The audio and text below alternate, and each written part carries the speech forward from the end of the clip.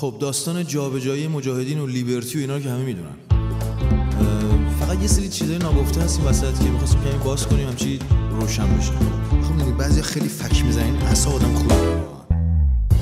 یه نفر شاید بپرسه این که زندونه بابا، فهم احوال اینا از عقل بیرونه بابا، بهش بگو این کاربون و ساربونش میبره، گام بعدی هرچی هست 100 مرحله بالاتره.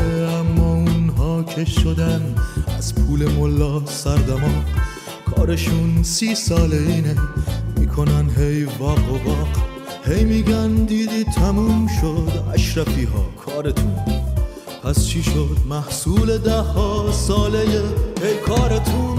اتفاقا کار ما بالا گرفته بی حواس، حال زاره این ولایت میوه پیکار ماست. خورده کار این جماعت به خنس، کی شود دریا به پوز سگ نجس.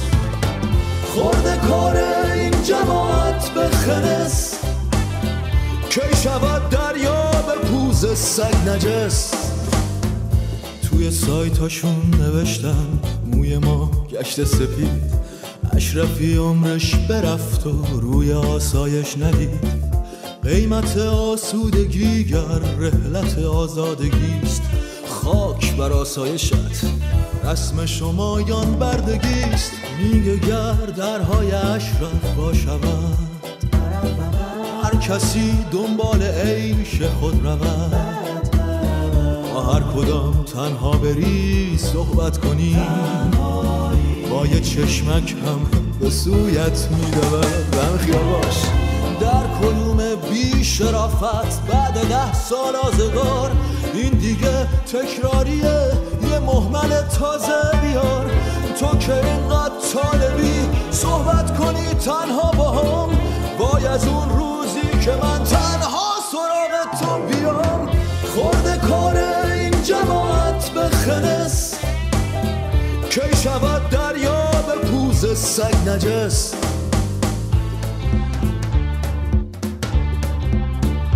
حالا این وسط هم یه خرمرد رندی هست که میگه جان و جان ما سوخته. حالا چیزای دیگه هم میگه، مثلا گفته 100 تا 90 تا میروند. خب بیا ببین چی بی خیال سرنگونی میشوند. خواب دیدی خیره اشرفی دست خودش نیست بیگناست. اشک تمزا که میگه اینا رهبراشم بابا که حسابشون جداست.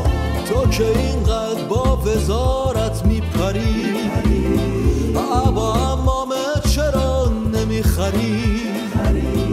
حالت بدی بهم دست میده وقتی از ولی فقیر دل میبری.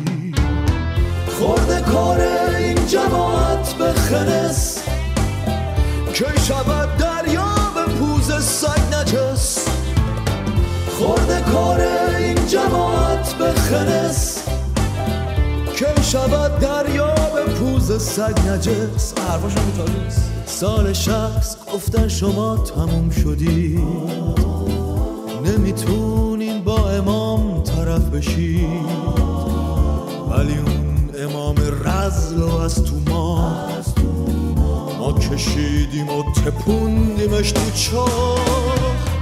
بعد آتش بست و تنگ و فرو 25 سال پیش میگم، مجلس ختم ما رو کردن تو بوخ. همینا اما ققنوس که دوباره پر گرفت، خفه خون گرفتن اون قام خرفت. خورده کار این جماعت به خنس، کی شود دریا به پوز سگ نجس. زیر بمبارون سنگین خلیج فارس میگم، واسه کوبیدن ما شدن بسیج. وقتی شرق و غرب عالم اومدن، اما 12 دولت ترتیب تشکیلات ما رو بدن. عین مور و ملخ ریختن بیرون، تصور قجواری داشتن، میدادن گرای ما رو بهشون. توی کودتای 17 ژوئن گفتن این بار تمومه جونم جون. کار این جماعت به خنس، کی شود دریا به پوز سگ نجس. ببین آقا، آرزوی نابودی مجاهدین و شاه و خمینی با اون همه دبدبه کبکبشون به گور بردن. تو دیگه کی؟ تو خیلی اصرار داری این تجربه کنی. هرچی مانع باشه از جا میکنیم، واسه خلقمون به آتیش میزنیم. ته این قصه رو کی میبنده؟ نیروی منسجم جنگنده. خورده کار این جماعت به خنس، کی شود دریا به پوز سگ نجس. خورده کار این جماعت به خنس، کی شود دریا به پوز سگ نجس.